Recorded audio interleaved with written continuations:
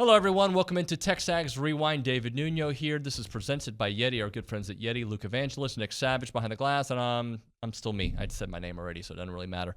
Nick, I want to bring you into the conversation. This gentleman to my left, Blanche Dubois over here. He's gotten a little cocky. Have you noticed that? Yeah, I did. And you know what else? He doesn't even have a Yeti. That's pretty embarrassing. I got one here. You got one, David. Yetis for all, like Oprah. What is making you so comfortable that you can go after host, making fun of me for eating broccoli, going after Nick? I forget what you called him. I think you called him He was Little trying Man. to mock me. No, Was I did stealing not call your him that. joke, as you mentioned, David, that he does. He stole your joke to mock me. You're a joke stealer, and make it your own. So the way I view it is you reach a certain level of comfortability in this office. Once you really feel comfortable in the workplace, there's a give and take. And I'm an intern, so I have to take a lot of flack and jokes. And I just dish it out in small quantities. This isn't even my full form yet. No, well- you just give me a couple more months here, and I'm going to be letting them fly left and right. Well, we're not giving you a couple more months. That bar's already been established. But just so you're aware, when have I come after you? Never. But, Oh! well, hold on. You did say something about my respond. mustache. Yeah. No. I think everybody in this office has, to I be was fair, the one who Luke. didn't talk about your mustache. No, you did bring it up last week one time very briefly. What did I say? I forgot, but Nice mustache. Don nice, Mattingly over nice here. wasn't before it. I think you look like Don Mattingly and Blanche Dubois mixed into a human. Thank you. Anyway, Nick, what do we have on the show today? We had a lot of people. Henry Coleman joined like him. TexAgs Radio. Yeah, that's pretty awesome to have him in studio. Had a former Miami running back and NFL running back, your boy, Alonzo Highsmith. Trevor Knight, former A&M QB for a year in 2016. Love that interview. And Cole Thompson just kind of talking about the national college football scene and all that good stuff. It was a good show, except for Check it out. might be my last show. no, you'll be back on because now I know I can come at you.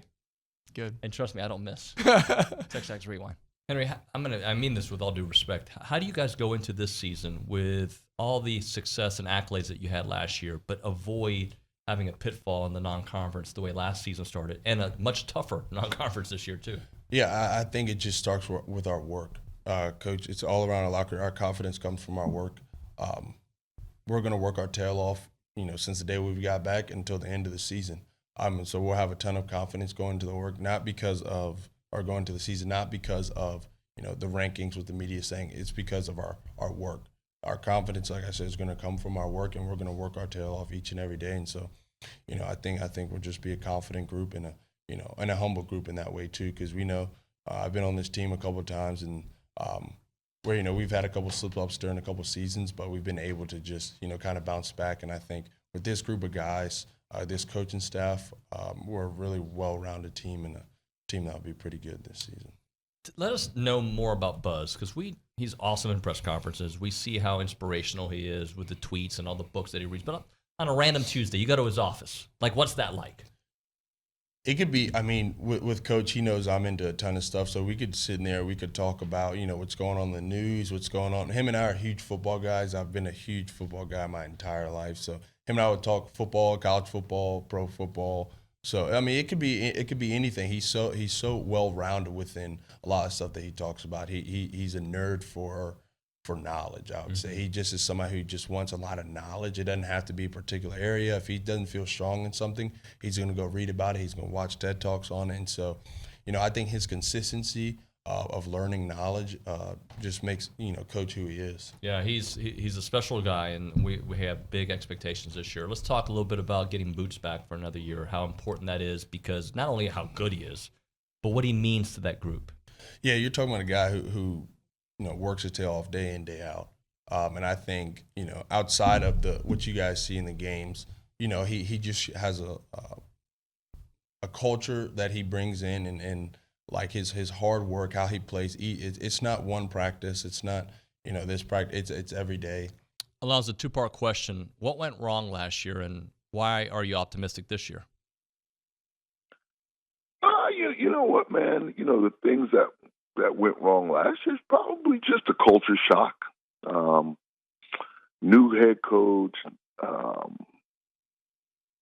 culturally trying to make everything fit in such a short amount of time, new players. So, now we've all been together. They've all been together going on year two, and I think things are better. I think the guys understand the head coach. The head coach understands the players. I understand the head coach better.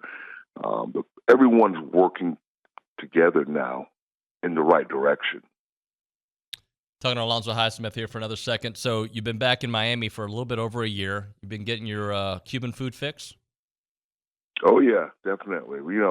I've had to find some new places. I can't find a Mexican restaurant yet, but the offensive line coach Maribal told me about a Mexican restaurant, so I'm going to try it when I go back to Miami. So I'm excited, and Miami is a very diversified city. It's an interesting city because it's really changed since I was in college, and I had really never lived there since I left college, but I go back weeks at a time, few days at a time, and now that I've been part of the community for a full year now, it's a very interesting culture. It's way different than it was 40 years ago when I was in college, and it's changed. It's different than it was in 2010. It's an international city. It's got a great University of Miami's got great academics. Coral Gables is one of the nicest places in Miami, and I think people have to really see it. As a sophomore, but with some experience, like, can he be the guy though to lead them and have a chance in the SEC West? I believe he can. You look at not only his highlights from high school, that's come and gone. He's a college football player now, right? But the tools that he possesses, the way that he carries himself, I look at that a lot. He has the ability to be a magnet to the rest of that offense and the rest of that team. The timidity that he had as a young guy this past year showed a little bit, but given the kind of the reins moving forward, if he develops that confidence, or rather gets that confidence back, he's going to be, like I said, that magnet to this program where everybody just gravitates to him, and they can go a long way. Trevor, I think he's going to be great, but I don't even think he has to be great when you think about the players around him, that receiving core, the backfield. It doesn't have Devon Achane, but there's some dogs back there, but especially that receiving core, including the tight ends. He needs to just be good enough, and I think he's going to be better than that. That's right. Yeah, sometimes, especially in today's day and age, we look at the quarterback to be the superhero too often, right? And don't get me wrong, I am biased, but a lot does run through your quarterback. But at the end of the day, the quarterbacks that play the best football distribute the football to the playmakers. And like you just said, A&M's got plenty of playmakers on the outside in the backfield.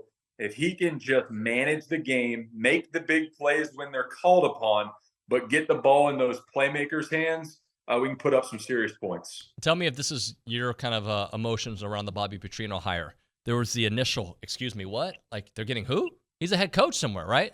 To, like, everybody I talked to, like, oh, yeah, I think it's going to work. And not just work, it's going to work in a big way. Tell me kind of your train of thought when it came to Petrino coming to A&M. Yeah, I think I shared that same sentiment with most of the Aggie Nation, right? Was a little, not put off, but I thought, man, culturally, does this fit? I sat back and I thought, you know what? Yes, there's some blemishes. We all have blemishes in the past. Maybe it's not just an absolute home run, step in, be a part of exactly what we have going on, right? Hoorahs and all that type of stuff. But you look at the track record of Bobby Petrino and what he's been able to do on the offensive side of the football, and I don't think there's a better home run hire. What kind of year are you expecting from A&M? From A&M, I think the best that they can be is about 10-2. I think that this year they are absolutely going to be in the running to win the SEC West. I think at best, because of what they're bringing in terms of returning production, they will probably be alongside the, I would say, Ole Misses, the even Alabamas of the world. I think right now the team to beat is LSU. I honestly think that going into this year, it's LSU's division to lose because of what they are returning in offensive production, what they have in the quarterback room, not just with Jaden Daniels, but also with Garrett Nussmeier, what they have at wide receiver, what they have with a linebacker who's really a playmaker first in Harold Perkins, what they have on the defensive line that is honestly forgotten about because Mason Smith got hurt in week 1 with the torn ACL last year. They're the team to beat. But this is a year where A&M's talent, where A&M's recruiting aspects for the last several seasons should culminate in them being a double-digit win team. And that would be a first for Jimbo Fisher in his entire tenure at A&M. I think that the two main things you have to look at is, number one, how does Bobby Petrino and Jimbo Fisher mirrorize an offense and work as a marriage together to create better results? Because this was a team that last year ranked 101st in scoring. I mean, the results speak for themselves. There had to be change on the offensive perspective. And number two, how do you see the transfers make a better impact on the defense side of the football? Because you have a lot of good defensive production returning. All right, Blanche Dubois. You want to laugh every time we say that. I do. Do you know why we call him Blanche Dubois? You don't. I'm asking the internet audience like they can respond to me directly. They can below. But Kennedy Caffin's dad said you had Blanche's hair. Yeah. So instead of Blanche Dubois, I'll just call you the Golden Girl. Yeah. I'll take it. Tell the people what to do. You're going to want to watch Golden Girls, but before you do that, subscribe to TexAgs, like, follow, comment who I really look like, which one of the Golden Girls you really think I look like, and then tell your friends about TexAgs and share this rewind video and the full show. Trust me, it is Don Mattingly and a Golden Girl mix. That's what we get. Thank you. You know who Don Mattingly is, right? Yeah. Okay, just making sure. See you next time.